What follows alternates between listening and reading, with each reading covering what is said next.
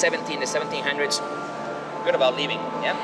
So in those days, he would start and finish almost 196 carved and showing those icons that people will understand immediately as long as they cannot read the book that they all have to know of.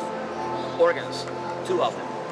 Let me tell you this, when you go to a cathedral in Spain and you see 2 organs, maybe it's because one is Spanish. You don't know if that is going to work.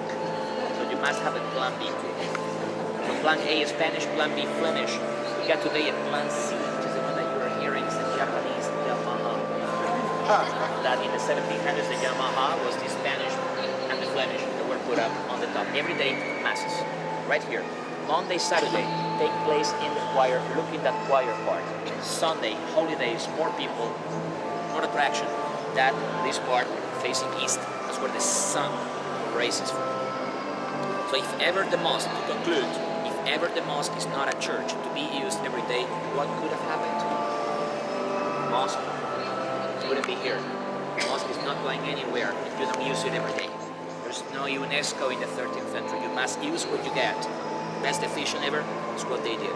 Second, if in the 16th century the mosque is still, after almost 1,000 years of life, if it's still a safe building or to incorporate another cathedral, if it is not that safe, the engineers, the architects, they will tell the bishop, this is not a good idea.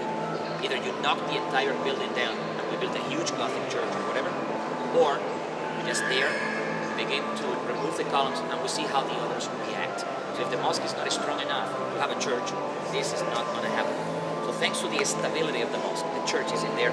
Thanks to the church in here, the mosque is still there. And this is sort of the symbiosis that I told you before. Great, unique, one of a kind in the world of architecture that the UNESCO never hesitated to protect and preserve as a world heritage.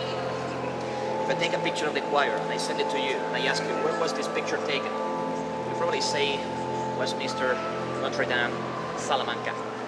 If I take this picture and I send it to you, you'll probably say, if you haven't been here before, Egypt, Yemen, Jordan, Syria.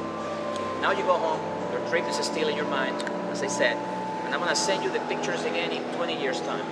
I will ask you again, where was this picture taken? You still say Westminster, Notre Dame. It's one of the million cathedrals you have in your mind. And I take this picture again, I send it to you and I ask you, where was this picture taken? Cordoba. So for some reason this building is unique, is what I have behind me. This building is much more unique because of the church, but it is unique itself because of the mosque. This is what you are going to remember once a few years after the trip is over. We'll say, what did we see in Spain? Remember those arches, double striped, 1,000 pillars? That's only good. Yeah. Any question?